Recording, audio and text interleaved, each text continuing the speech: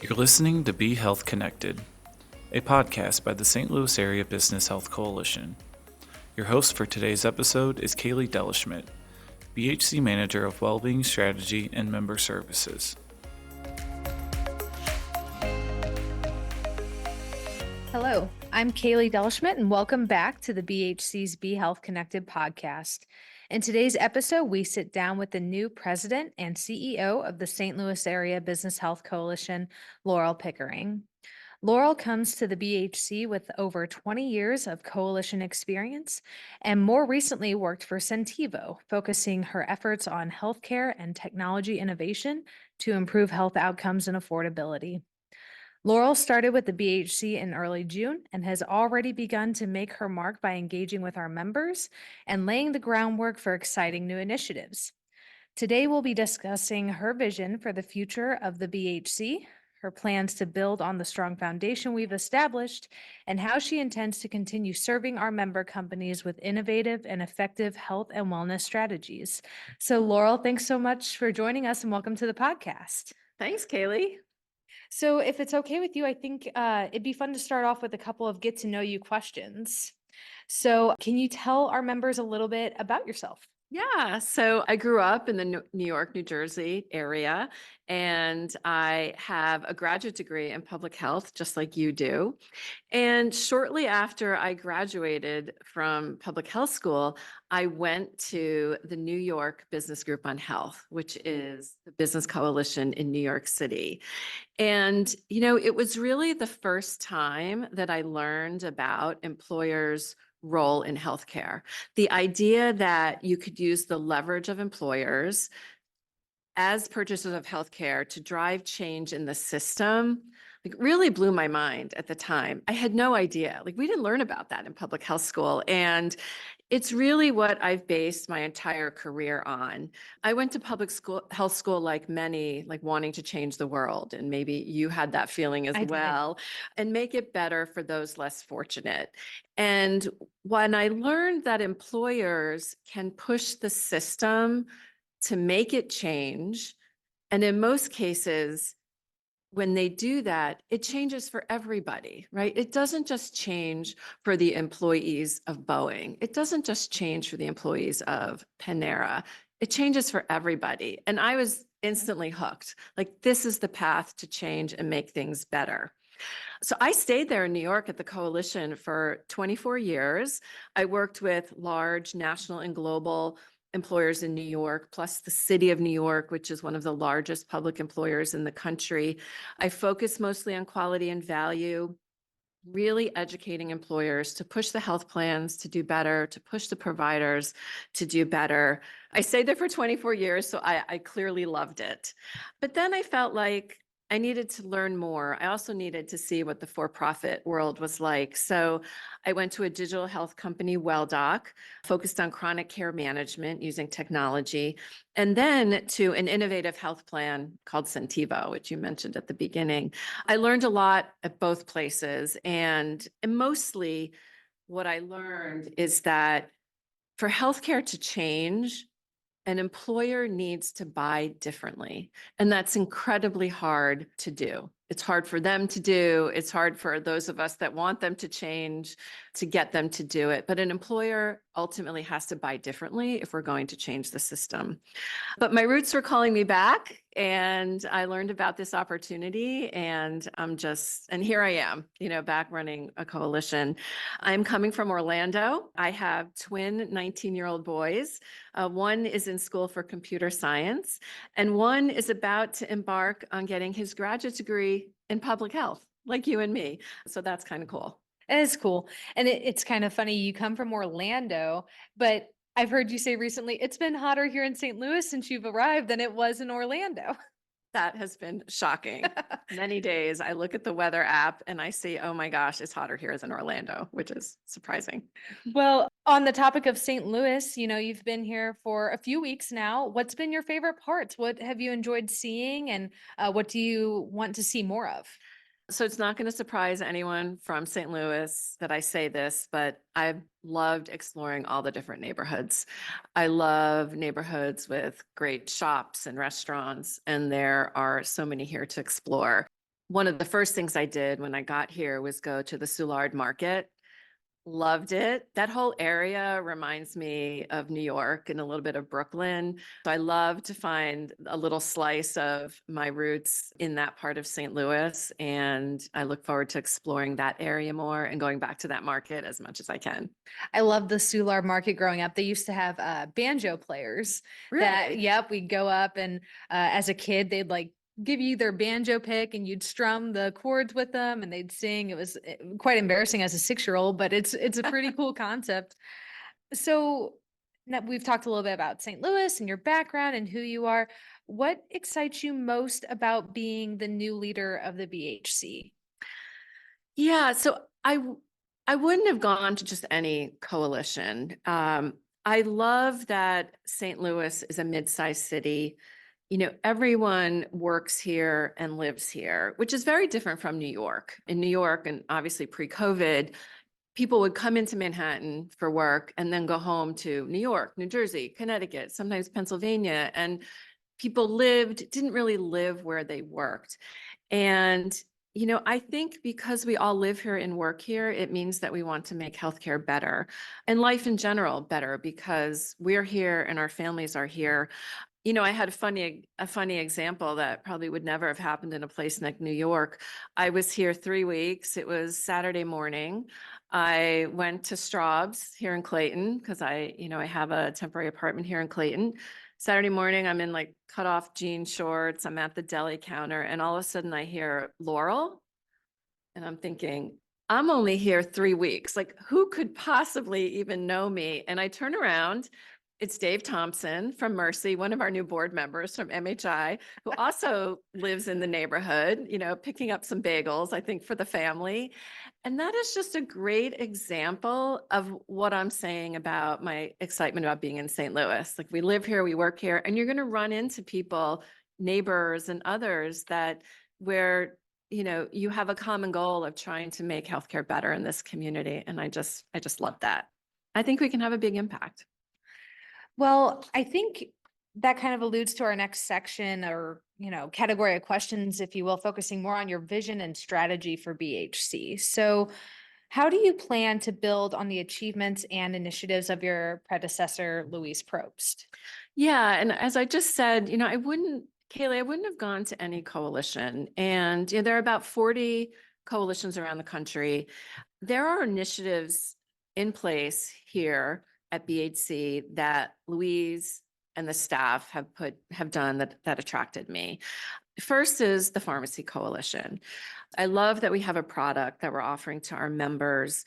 Not only does it provide funding for BHC, but it's a huge value to our members. And I really love the model. We don't make money off the product itself. We charge our members a fee to be in the coalition. So the incentives are aligned in the ways I think that are really important. And so that was one thing that attracted me. And I see us building on that. The other initiative put in place by Louise and the team is the Midwest Health Initiative, or MHI, that we affectionately call it, which is our multi-payer claims database. And it's our multi-stakeholder organization. It's collaborative. It's where all the stakeholders come together, providers, health plans, employers, and others. And we focus on provider accountability for both cost and quality. And that's a lot of the history of the work that I've done. So continuing to build on, that work at MHI is important.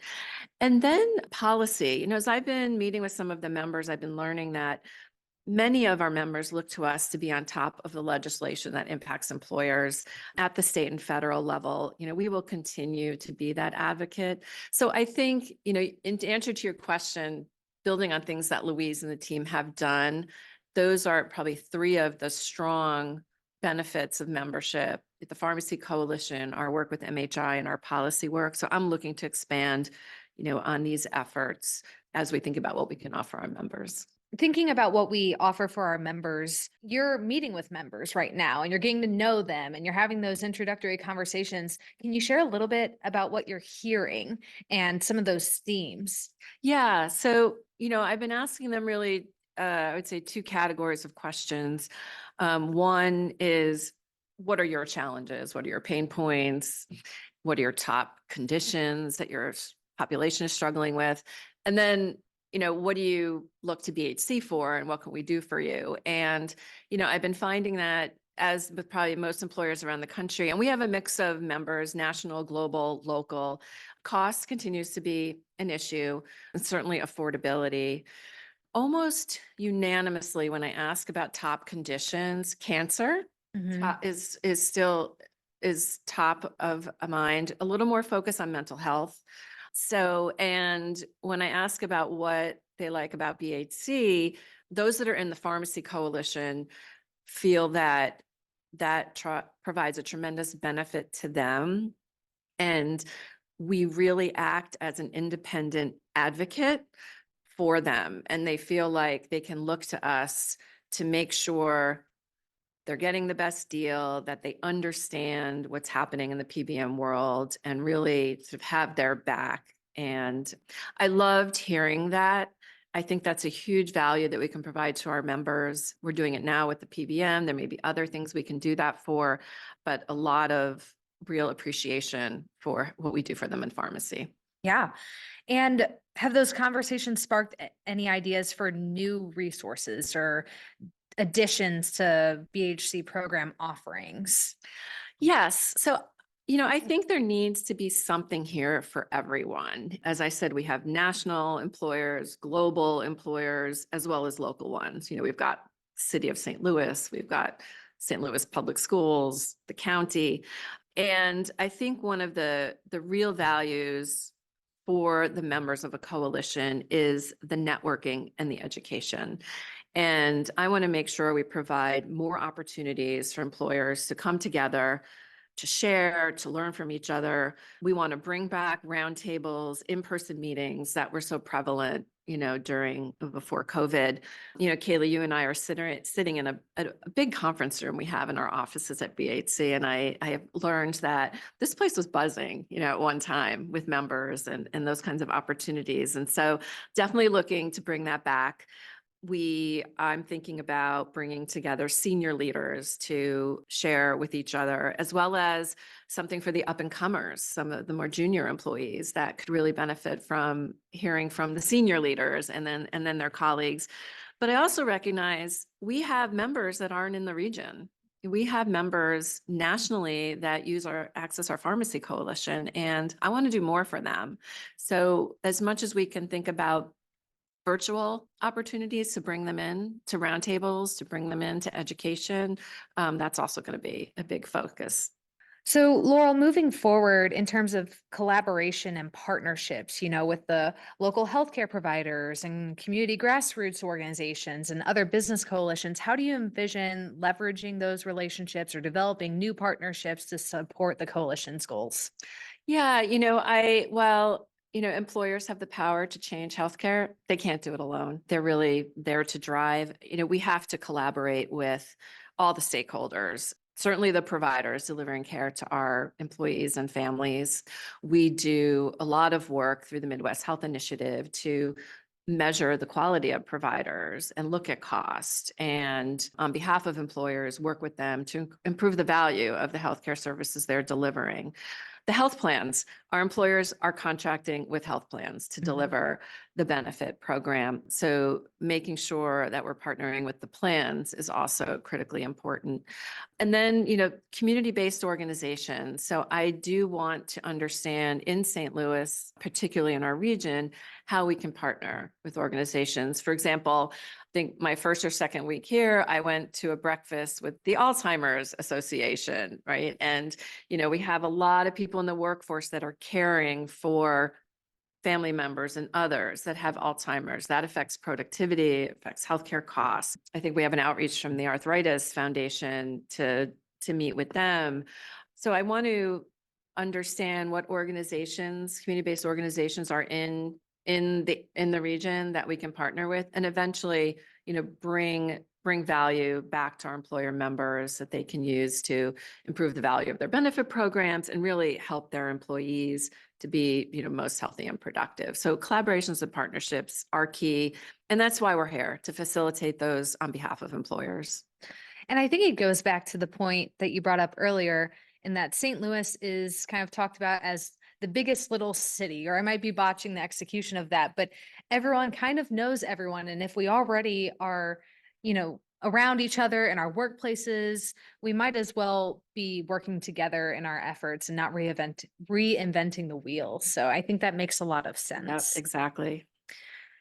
I have just a couple more questions for you as we kind of wrap up. I want to know more about your vision for the future of BHC and MHI. Can you tell us a little bit more about that? Yeah, and I think this is really kind of the big picture vision, Kaylee. My view, and I said this at the beginning, that the head of benefits is the most powerful position for the 60% of Americans that have employer-sponsored healthcare. They have the power to make healthcare better and more affordable. But that's a big task. They wake up every morning thinking, okay, how am I going to deliver health benefits to, my thousands of employees today? We want them to wake up and say, how am I going to transform the health system with the leverage that I have? So we're there to really help them do that and educate them about their role. So the backdrop of what's happening in healthcare now for employers and really for everybody is that we have the ever increasing healthcare costs. Yep. But coupled with that, there's an increasing recognition that healthcare is becoming less affordable for employees. We're hearing more about medical debt. We're hearing about people avoiding care if they have high deductibles. On top of that, we still have challenges with quality, patient experience. We have an increasing prevalence of diseases that require more expensive medical and pharmaceutical solutions. The hot button at the moment are the GLP-1s, and that's only going to increase. We have regulatory challenges, compliance requirements, and the complexity of the employer role as a fiduciary under ERISA. And the fiduciary responsibility is not solely a financial one. Employers must focus on the overall value of the benefit they're providing, like short-term and long-term. So these are the kinds of things that I see us being able to help employers with, and ultimately the system. I really want BHC to empower employers to use their leverage to drive change and really support them.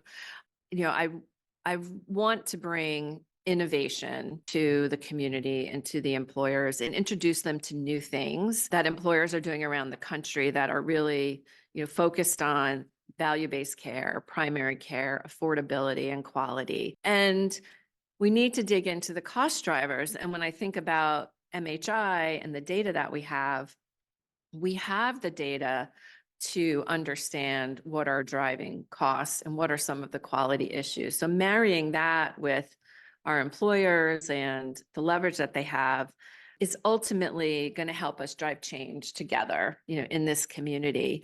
It's what BHC and MHI have been doing since the beginning. And we need all the stakeholders to come to the table to drive change. Employers have a lot of power. They can't do it alone. And, my goal is to build on the great work that we've already done for many, many years and make it more impactful for the future. Well, I know that we're kind of wrapping up. Do you want to take this opportunity to maybe plug a couple of upcoming events that we have on our calendar? I do. I'm excited that in September, on September 13th, the author Marty Makari is launching a new book called Blind Spots. And we are excited that he is going to stop by the BHC, not at our offices, but nearby, and tell us about that book. We'll have books for the attendees, and he'll be doing a signing. He has been a real thought leader in this country around quality and cost. He wrote the book Unaccountable, followed with The Price We Pay. He's a physician at Johns Hopkins. So very excited about that.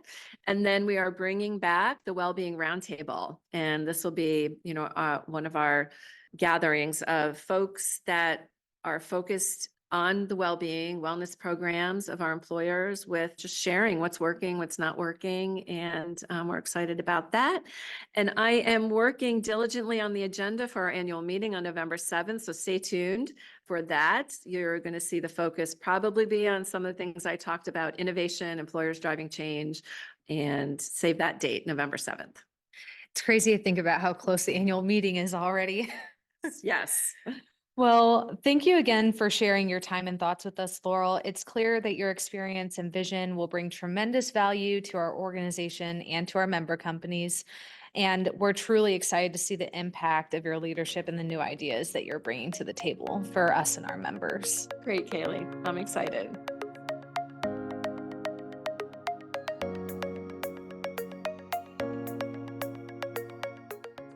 Thank you for listening to the Be Health Connected podcast. For additional episodes or to learn more about employer resources available through the St. Louis Area Business Health Coalition, please visit www.stlbhc.org.